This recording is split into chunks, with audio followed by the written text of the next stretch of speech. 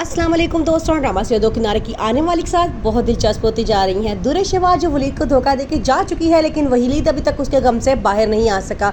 उसके बहन भाई बड़ा परेशान है और कहते हैं कि जब भी हमने आपको देखा है आप बुझे बुझे से रहते हैं, लेकिन वलीद उनको साफ कहता है कि अब तुम लोगों ने अपनी मर्जी में मुसरत नहीं करनी, तुम लोगों के कहने पर मैं शादी कर चुका हूँ, अब मुझे मेरे हाल पे छोड़ दो। इस सारी सूरत हाल को देख के माफरा उसकी बहनों को समझाने की बहुत कोशिश करती है कि दुर्र शहवार ने जिस तरह बेदर्दी से उसका दिल तोड़ा है, उसका इतना रिएक्शन तो बनता है, उसे बहाल होते हुए काफी देर लग सकती है। दुर्र शहवार को उस किए की सजा मिलती है जो वो वलीद के साथ करती है। वलीद ने उसे पूरे दिल से चाहा होता है, लेकिन दुर्र शहवार उसकी मोहब्बत को ठोकर लगा के वहाँ से चली जाती है।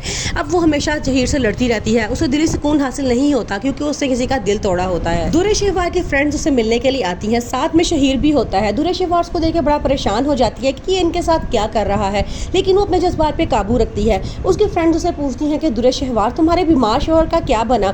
दुर्र शहवार कहती है कि वो मर गया है। फिर आगे से वो बताती है कि मैंने दूसरी शादी कर ली है। उसकी फ्रेंड्स कहती हैं कि अच्छा तुमने किससे शादी की है, तो कहती है कि ये अभी राज है, इंशाल्लाह मैं बहुत जल्द तुम लोगों को बता दूंगी कि मैंने दूसरी शादी किससे की है। ये कह के वो साथ ही शहीर की तरफ देखती है, शहीर नजर चुरा लेता है। आयमा और तैमूर इस बात पे बहुत हंगामा करते हैं कि हमने जब मामा को मना किया था कि दुर्र शहवार इस घर में दाखिल नहीं होनी चाहिए, तो वो इस घर में क्या कर रही है। वो मामा से साफ कहते हैं अगर हमें दुर्र शहवार को इस घर में रखना है तो हमें इस घर में आने की कोई ज़रूरत नहीं है। वो आयमा से कहता है कि तुम अपना सामान पैक करो, हम ये घर छोड़ के जा रहे हैं।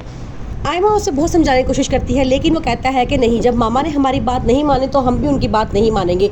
ये कह के वो आयमा को लेकर वहाँ से चला जाता है। अब दुर्र शहवार अपनी तौहीन बर्दाश्त नहीं कर सकती, वो गुस्से में पाँव मारती हुई वहाँ से चली जाती है।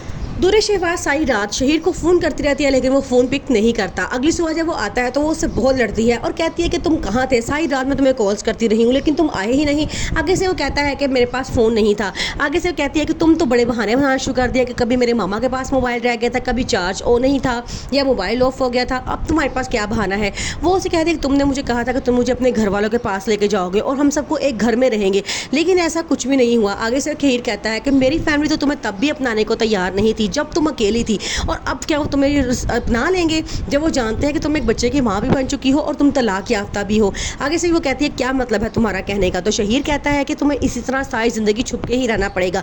अगर तुम्हें मंजूर है तो कोई मसला नहीं है, तुम यहाँ रह सकती हो, अगर तुम्हें मंजूर नहीं है तो तुम जा सकती हो। ये कह के वो गुस्से में वहाँ से आता है। अब दुर्र शहवार अपना सा मुँह लेके रह जाती है।